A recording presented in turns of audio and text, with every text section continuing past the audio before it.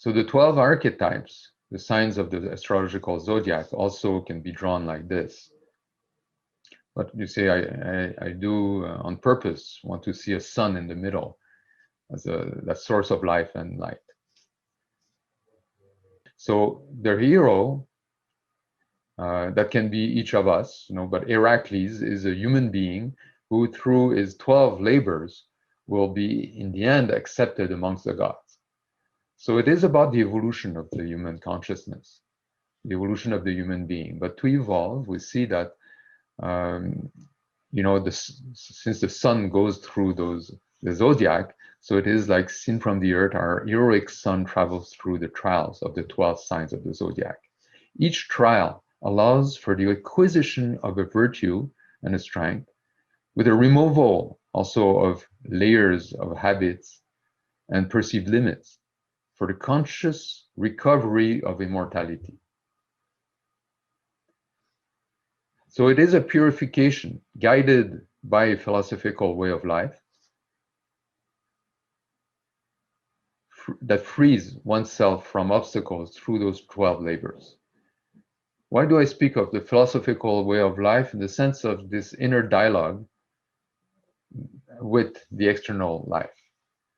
And the dialectic, the inner battle, the inner struggle to harmonize our inner and outer life. And this will allow us to reinvent our destiny and to live authentically, if we speak of the Aquarian spirit. So we see here 12 signs again. And that I thought would be important to bring in. So we have a philosopher, or walking on the path here. So it can be any of us, and like an adventurer, and we're called to adventure. So we go and we have certain situations in our life that is a bit like, you're in your cocoon in your life, like an egg, and then there's a crack in the egg, in the shell of the egg. Something abnormal is happening that doesn't fit, what you would expect. Leads you to discovering that maybe all you know is that you don't know about certain things, and then you're curious and you go and you meet supernatural aids, or for some reasons, there's some things that guide you that you should go through that hole in the ground somewhere, like Alice in the rabbit hole. So, but there you're going to find the threshold, a guardian. There's going to be, and we find this in the themes of often the myths of the Greek myths, how someone warns you not to go there, it's too dangerous. And most people just return back and say, oh yeah, it's too dangerous. So we hear, there's a part of us that says, don't try to change anything, it's too risky. No, it's not time. You have a house to pay, a mortgage, or you have children to raise. Wait later in life. Oh, you have a job, a professional job, you could lose your job if you change something. Wait for retirement.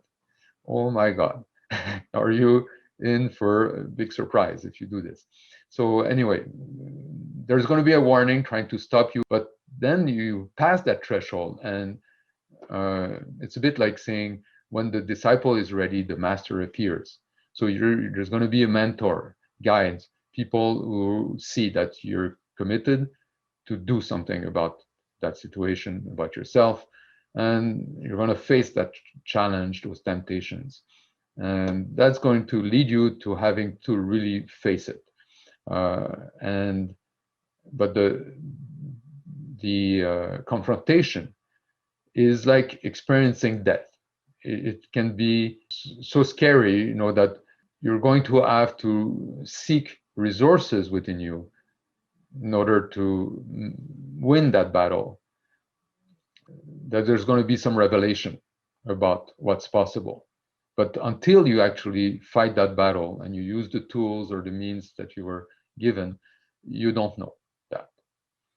And that dragon, that monster now that you're facing, actually, happens to be a little squirrel. It's not so much after all, or it's a paper door.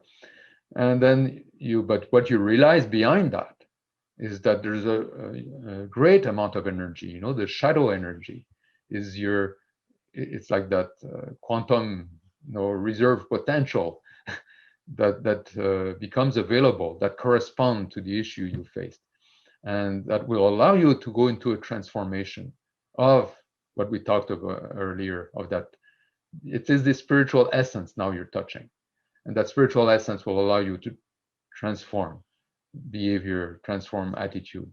There's going to be an atonement, like it's really a process that you're going through. You come out back in the real world with those lessons, with that new perspective. um, you become conscious that you got a gift, basically, like from the gods. You're starting to have a dialogue with your inner son, this immortal soul, inner part of our life. And then you're going to go back into the routines of life, but with refreshed memory. Memory, like a reminiscence, like something that comes back that is clear, but you always add within you, and that has been revealed. So I thought that's interesting. But imagine now that for every sign of the zodiac, there's going to be a different challenge, or maybe even several. So all around the cycle, we may have to do this, go deep and get the treasure, and come out with the solution, depending on where each of us have their own struggles. And by the way, what I'd like to do now is use a bit of our amazing inner powers, okay, we all have, and try to realize how much we go through this heroic journey. We've already went through several times in our life, and we're going to go through again. And we're maybe somewhere in that journey currently. So that what we're going to be exposed to is a way to say, okay, that's me, I am the hero. And what does this story mean to me? How, by analogy, I can recognize maybe some patterns of what I experience, and intuitively how it can help me translate the meaning of the symbols into my own issues.